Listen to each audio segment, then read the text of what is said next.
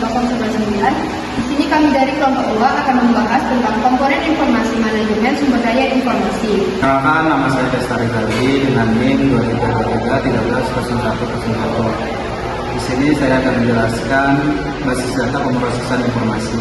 Basis data adalah kumpulan informasi yang disusun secara sistematis sehingga dapat diakses, diolah, dan diperbarui dengan mudah. Terdapat beberapa komponen utama dalam basis data. Apa saja komponen tersebut? Yaitu yang pertama data, DBMS, bahasa query, pemrosesan transaksi, dan juga sistem keamanan. Ada juga pemrosesan informasi dengan basis data. Bagaimana pemrosesan informasi dengan basis data? Pertama, penyimpanan, pengolahan, pengambilan data, dan pengelolaan lanjutan. Perkenalkan, nama saya Muhammad Asri Wahid dengan NIM 2323130111. Di sini saya akan menjelaskan tentang konsep sumber daya informasi.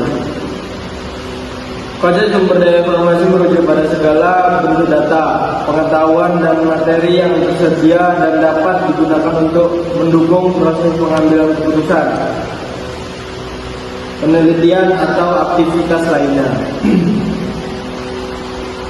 Agar perusahaan dapat sepenuhnya mencapai IRM atau Informasi Resource Management, perlu ada serangkai kondisi tertentu, yaitu kesadaran bahwa keunggulan kompetitif dapat dicapai melalui sumber daya informasi yang unggul, kesadaran bahwa jasa informasi adalah suatu bidang fungsional utama, kesadaran bahwa CEO adalah eksekutif puncak, strategi untuk mendorong dan mengelola end-user computing,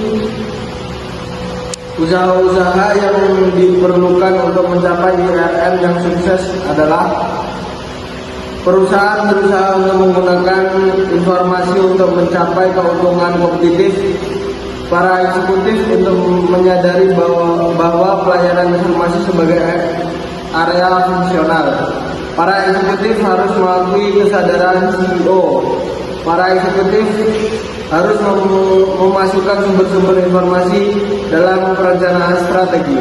Adanya perencanaan strategi formal untuk sumber informasi. Perencanaan strategi juga untuk mengatur pemakaian komputer. Selanjutnya yaitu pengembangan sistem informasi. Pengembangan sistem informasi merupakan penyusunan suatu sistem yang baru untuk menggantikan sistem yang lama secara keseluruhan atau memperbaiki sistem yang telah ada. Sistem informasi secara teknisi dapat didefinisikan sebagai sekumpulan komponen yang saling berhubungan, pengumpulan atau mendapatkan, memproses, menyimpan data, dan mendistribusikan informasi yang menunjang pengambilan keputusan dan pengawasan dalam suatu organisasi. Adapun tahap pengembangan sistem informasi, yaitu pengembangan sistem informasi manajemen dilakukan melalui beberapa tahap, di mana masing-masing langkah menghasilkan suatu yang lebih rinci dan pada tahap sebelumnya. Tahap awal dari pengembangan sistem umum dimulai dengan mendeskripsikan kebutuhan penggunaan dari sisi pendekatan sistem rencana strategik yang bersifat makro, diikuti dengan penjabaran rencana strategik dan kebutuhan organisasi, jangka menengah dan jangka panjang. Lazimnya untuk periode 3-5 tahun. Terdapat beberapa tahap pengembangan sistem informasi antara lain sebagai berikut. Yang A, yaitu tahap perencanaan atau planning. Yang B, tahap analisis atau analisis. Tahap perancangan desain. Selanjutnya yaitu tahap pembangunan fisik atau konstruksi. Yang terakhir yaitu tahap implementasi. Perkenalkan, nama saya Dinda Puspita Umi dengan NIM 2323130109. Di sini saya akan menjelaskan tentang perbedaan dan klasifikasi sumber daya informasi dan non-sumber daya informasi. Perbedaan antara sumber daya informasi dan non-sumber daya informasi itu terletak pada definisi dan fungsinya dalam konteks data dan informasi. Kalau yang sumber daya informasi atau information resources itu merujuk pada sumber daya yang berisi atau menyediakan informasi. Dalam konteks teknologi, ini bisa mencakup basis data, artikel, dokumen digital, sistem informasi, perangkat lunak, atau situs web yang menyimpan informasi yang dapat diakses dan digunakan untuk tujuan tertentu. Contohnya itu buku, jurnal, artikel ilmiah, data dalam sistem manajemen basis data, laporan riset, dan lain-lain. Yang kedua, dana sumber daya informasi. Itu merupakan segala hal yang tidak berfungsi secara langsung sebagai penyedia informasi, tetapi mungkin berperan dalam mendukung proses penyampaian atau penyimpanan informasi. Misalnya perangkat keras komputer, jaringan, atau infrastruktur fisik yang mendukung operasi sumber daya informasi. Contohnya perangkat komputer, jaringan internet, perangkat server, atau alat tulis yang mendukung penyimpanan informasi. Kesimpulan dari materi ini yaitu sistem ini terdiri dari beberapa elemen penting yang bekerja sama untuk mengelola dan mengolah menyajikan informasi secara efektif. Komponen-komponen tersebut meliputi perangkat keras atau hardware, meliputi komputer, server, dan perangkat jaringan yang digunakan untuk mendukung operasi sistem, perangkat lunak atau software, aplikasi dan program yang digunakan untuk mengolah dan mengelola data serta informasi.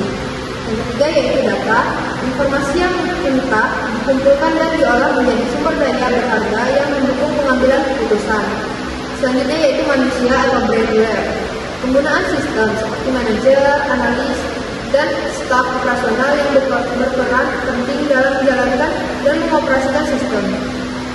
Prosedur, data, tata cara, dan proses yang digunakan untuk mengelola data dan informasi termasuk kebijakan dan data protokol keamanan. Selanjutnya yaitu jaringan komunikasi. Infrastruktur yang memungkinkan komunikasi data antar perangkat dan individu dalam sistem. Sistem informasi manajemen sumber daya informasi ini dirancang untuk membantu organisasi mengelola informasi secara efisien, mendukung pengambilan keputusan, serta meningkatkan produktivitas dan daya saing. Baik, itulah tadi beberapa penjelasan mengenai komponen informasi manajemen sumber daya informasi dari kelompok 2. Sekian dan terima kasih.